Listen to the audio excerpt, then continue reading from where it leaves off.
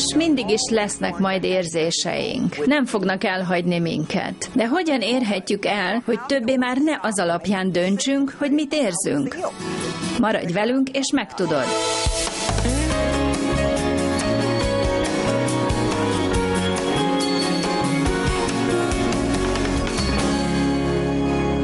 A mostani sorozatunk címe az, hogy erőt adó gondolatok. Erőt adó gondolatok. Ha céltudatosan gondolkozunk rajtuk, akkor elképesztő erőt szabadítanak fel az életünkben.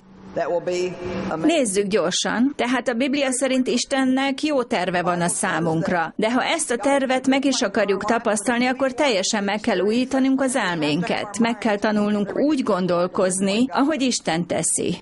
Nem elmélkedhetünk minden kósza gondolaton, ha győztesek akarunk lenni, ugyanis az ellenség háborúban áll velünk, és az elménk a csatatér. Ha hazudhat neked, és elhitetheti veled a hazugságait, az egyenlő a megtévesztéssel.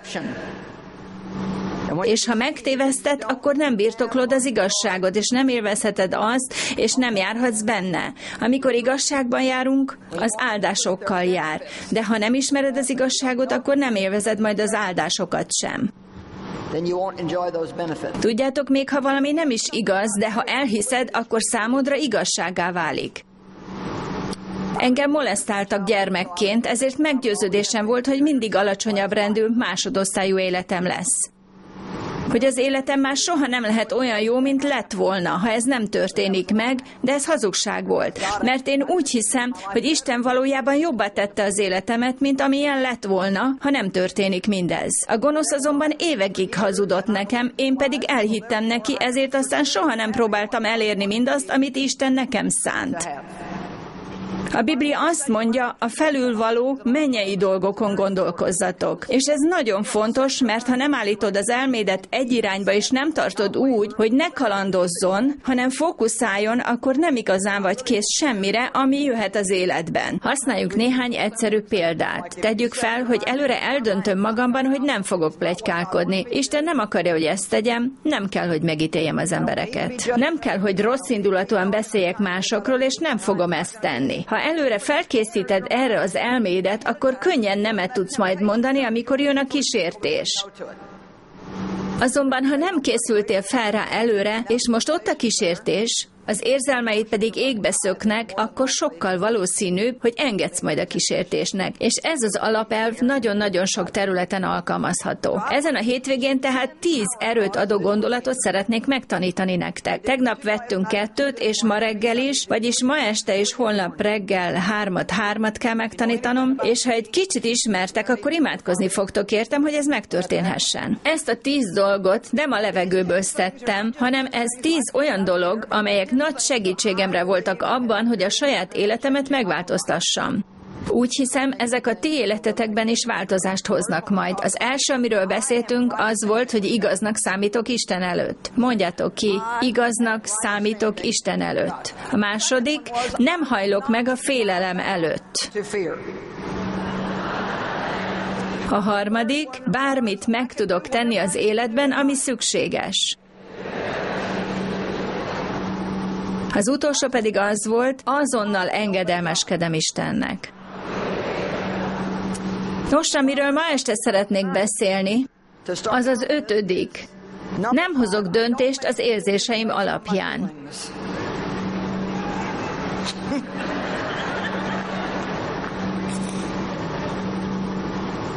Nem hozok döntést az érzéseim alapján. Hadd mondjam azt nektek, hogy ha azt fogod tenni, amihez kedved van, akkor ennyi erővel fel is akaszthatod az életedre a katasztrófa címkét.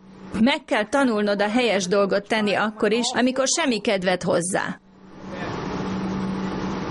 Aztán pedig újra és újra, és újra, és újra így kell tenned. Mert pont az kever minket bajba, sokszor azt tesszük, amihez éppen kedvünk van. Megveszel dolgokat, mert kedved van hozzá. Kimondasz dolgokat, mert kedved van hozzá. Megeszel dolgokat, mert kedved van hozzá. Nem mész dolgozni, mert épp nincs kedved hozzá. Nem takarítasz, mert nincs kedved hozzá. És jól beszólsz valakinek, mert épp kedved van hozzá. Nem tudok olyasmit tanítani neked, amitől elmúlnak majd az érzéseid. Azonban szabad akaratod van, és az Isten szelleme lakik a bensődben, hogy megerősítsen és képessé tegyen Istennek engedelmeskedni. A Szentlélek szól nekünk, és tudtunkra adja, hogy mi helyes és mi nem. Neked pedig tanulmányoznod kell az érzések területét, tanulmányozni az érzelmek területét, és meg kell tanulnod lenyugodni.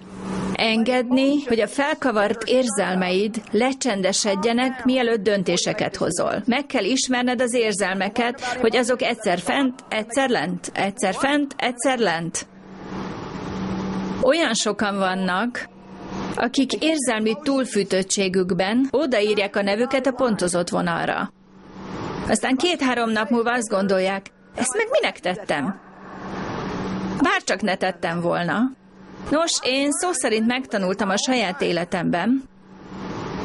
Persze nem teszem ezt minden pár fülbevalóval, vagy minden egyes rúzsal, amit meg akarok venni, de ha van egy nagyobb dolog, és olyan benyomásom van, hogy esetleg csak a testem akarja azt, akkor megtanultam, hogy ilyenkor egy kicsit lépjek hátra attól, tudjátok, várok 1 napot. Várok 24 órát, meglátom, hogy még másnap is akarom-e.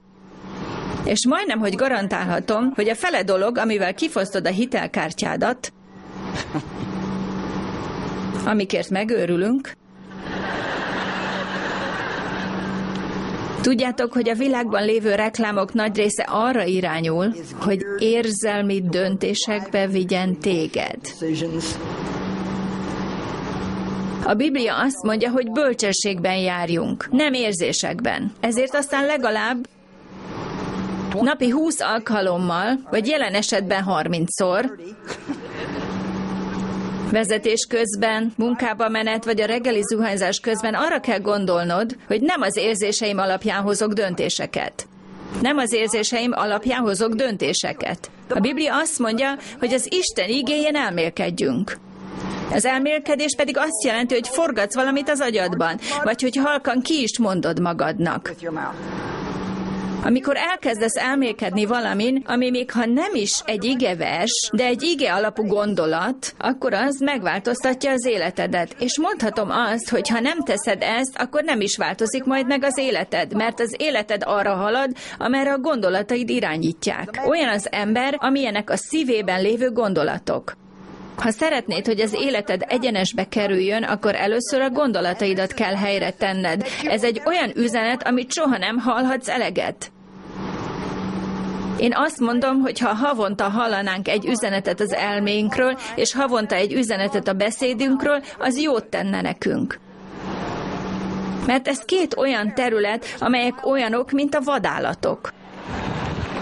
Ott a gonosz, aki egyfolytában szeméttel bombázza az elménket, és a világ is szeméttel bombázza az elménket. Olvastam valamit nemrég, hogy az emberek körülbelül 8000 képpel szembesülnek naponta. Elképesztő mennyiségű információ áramlik ránk egyfolytában.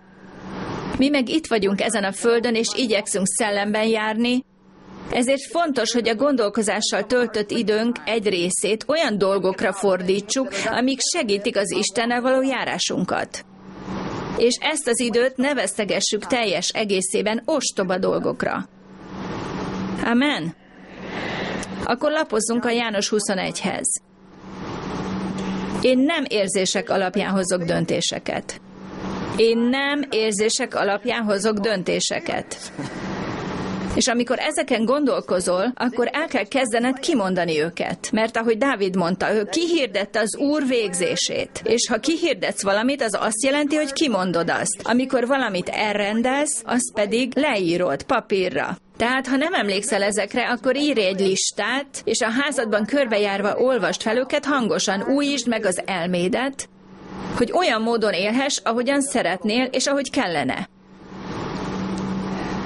János 21, második verse. Együtt voltak Simon Péter és Tamás, akit Ikernek hívtak, és Nátánael a galileai Kánából és Zebedeus fiai, a tanítványok közül pedig még 2. Tehát a 12 tanítványból 7 tanítvány volt ott. Jézus meghalt, majd feltámadt. Már 2-szer megjelent nekik, és most készült harmadjára is megjelenni nekik.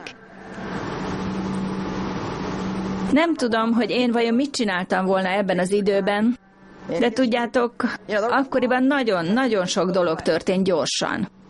Úgy értem, ezek az emberek Jézussal voltak 3 évig, és most pedig keresztre feszítették, és meghalt.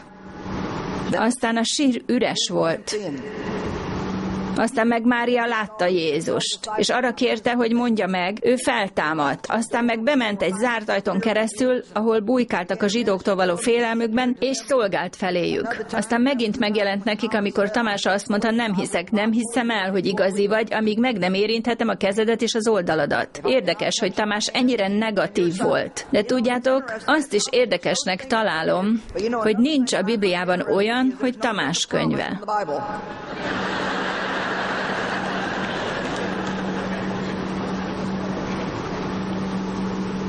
Tehát ezek a dolgok elég gyorsan történtek. És ezek 7-en most együtt voltak valahol kint. A szabadban. Nem egy házban voltak, hanem valahol a tó mellett, mert mindjárt látjuk, hogy halászni indultak. És Simon Péter így szólt hozzájuk. Elmegyek halászni. Az angol fordításban felkiáltójában itt olyan, mintha hangsúlyosan mondta volna. És azt is szeretem, ahogy az angol King James fordítás mondja, elmegyek egyet halászni. Ők erre felugrottak, és ezt mondták, mi is megyünk veled. Nem tudom miért, de számomra furcsa dolognak tűnik ez épp akkor.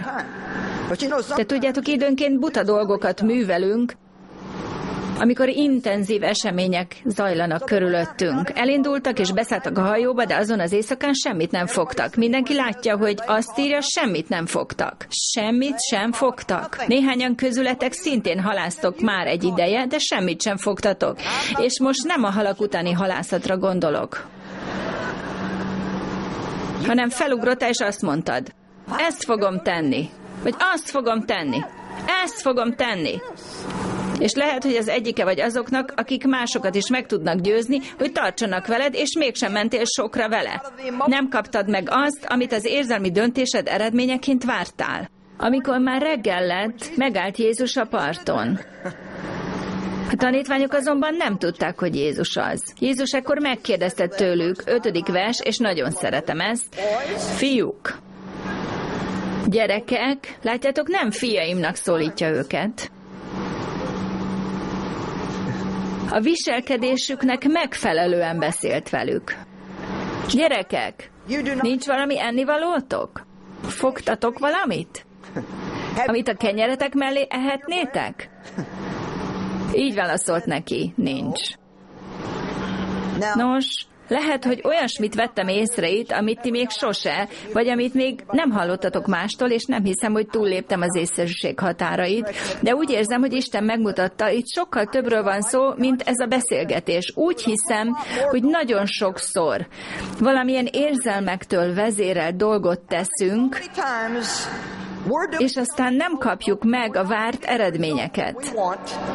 Érzelmi alapon kezdünk el valamit, és nem működik. És akkor Jézus megjelenik, és azt mondja, nos,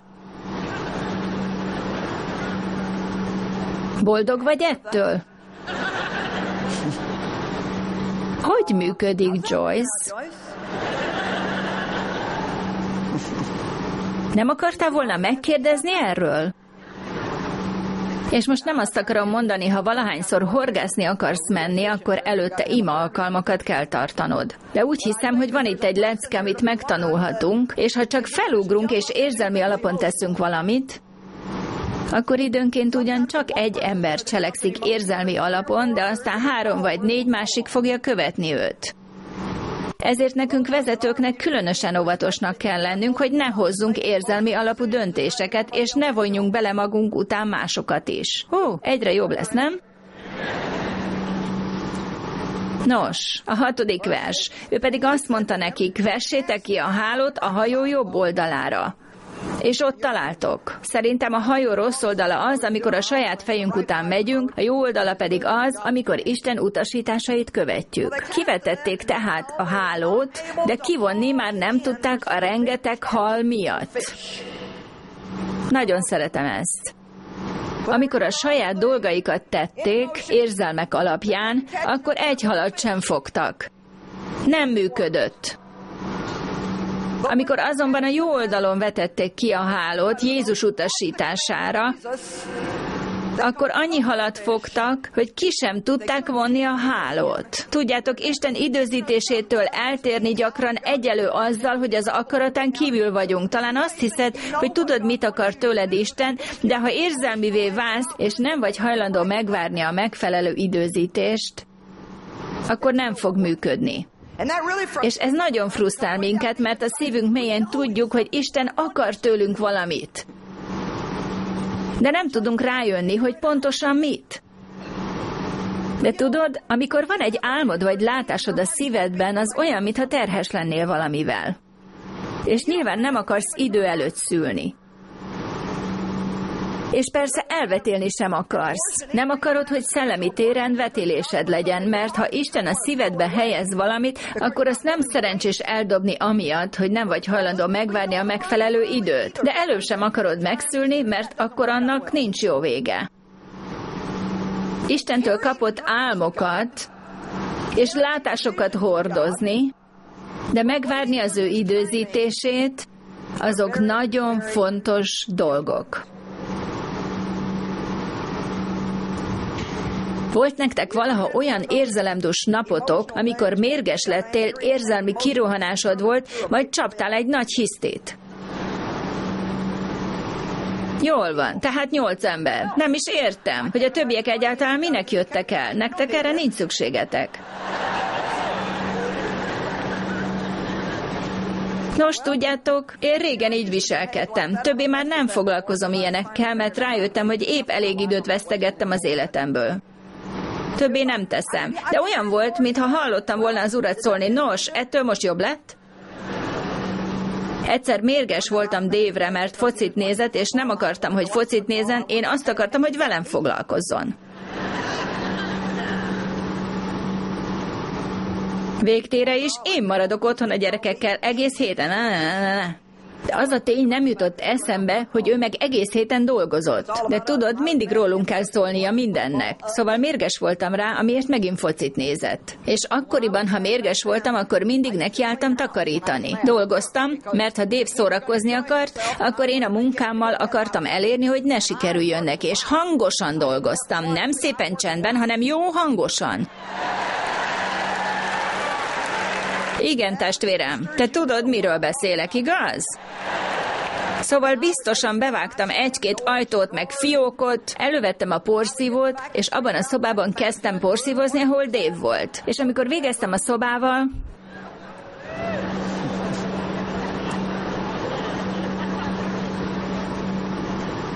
akkor bementem a kis fürdőszobába, ami a ház legtávolabbi pontján volt.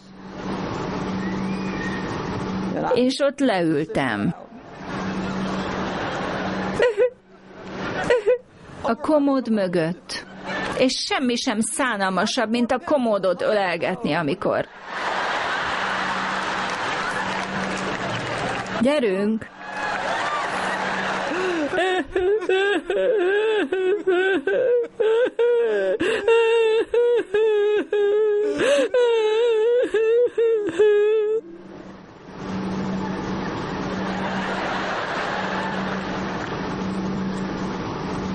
Egyik nap a Szentlélek szólt hozzám, miközben ezt csináltam. Nem vagy egy kissé szánalmas? Újjászületett. Telve Szentlélekkel. Teljes idejű szolgálóként. Ígét hirdetve az embereknek. Azt mondta, látnod kéne, hogy nézel ki innen nézve. Ez olyan volt, mint amikor Jézus feltűnt a tóparton. És azt mondta, ettől most jobb lett? Csak megfájdult tőle a fejem. Elfáradtam, fájt a nyakam, elrontottam a napomat, és rossz példa voltam a gyermekeimnek. És végül úgy döntöttem, hogy abba hagyom ezt a képtelenséget. Ha te még nem hoztad meg ezt a döntést, akkor tedd meg most. Amen. Na, akkor fel kell állnom.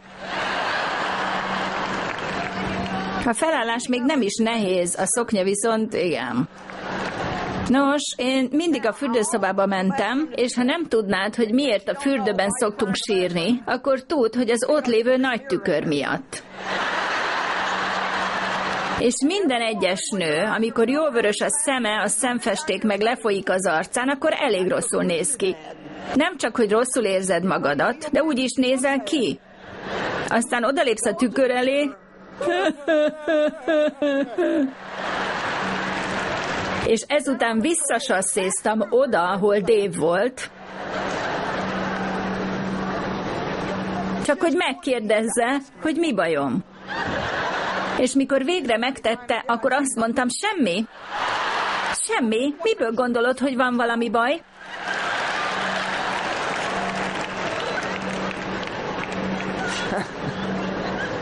Annyira örülök, hogy végül úgy döntöttem, többé nem az érzéseim alapján élek.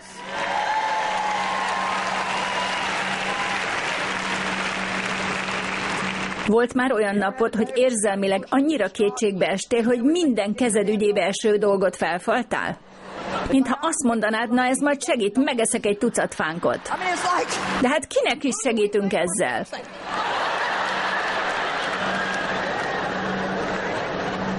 Hisz holnap csak utálni fogod magad azért, hogy ezt tetted. Istennek nem kötelességes sikeressé tenni valamit, csak mert mi kedvet éreztünk hozzá.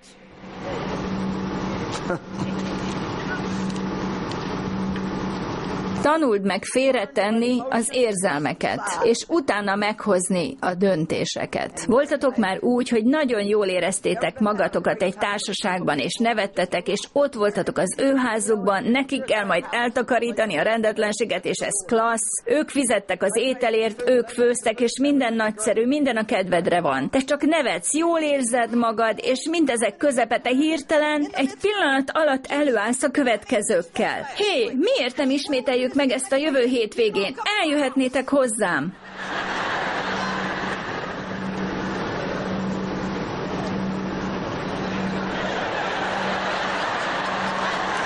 És utána körülbelül szerda magasságában elkezdenek hívogatni. Mikor menjünk át?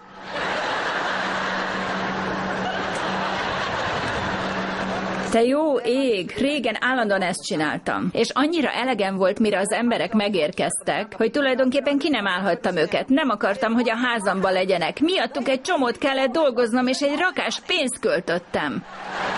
És nem éreztem jól magamat, mert rám hárult az a sok munka. Most már másként van. Most már megnézem, mibe kerül ez nekem. A Biblia azt mondja, hogy semmibe ne kezd bele, amíg össze nem számoltad a költségeit, hogy lásd, vajon be is tudod-e fejezni azt. Semmit nem kezdek el érzelmi alapon, hanem átgondolom. Oké, meghívom ezt a 10 embert a házamba, és $150 kerül majd megetetni őket, ki kell majd takarítanom a házat, mielőtt jönnek, és miután elmentek, és lehet, hogy összetörnek valamit, amit majd ki kell fizetnem. Tényleg akarom ezt? És ha igen, nagyszerű. Nem azt mondom, hogy ne legyen társaságot, hanem azt, hogy ne érzelmi alapon tedd. Az érzelmi döntéseink miatt fordul elő, hogy nem tartjuk be a szavunkat. Adósságot és megbánást eredményezhet. Miattuk az emberek nem tisztelnek és nem bíznak bennünk. Isten nem tud előléptetni minket. Isten iránti engedetlenségbe visznek. Feladunk olyasmit, amibe ki kellene tartanunk. Elkezdünk olyasmit, amit nem tudunk befejezni, olyat mondunk, amit nem gondolunk komolyan. Nekem úgy tűnik, hogy nem kellene követnünk az érzelmeinket.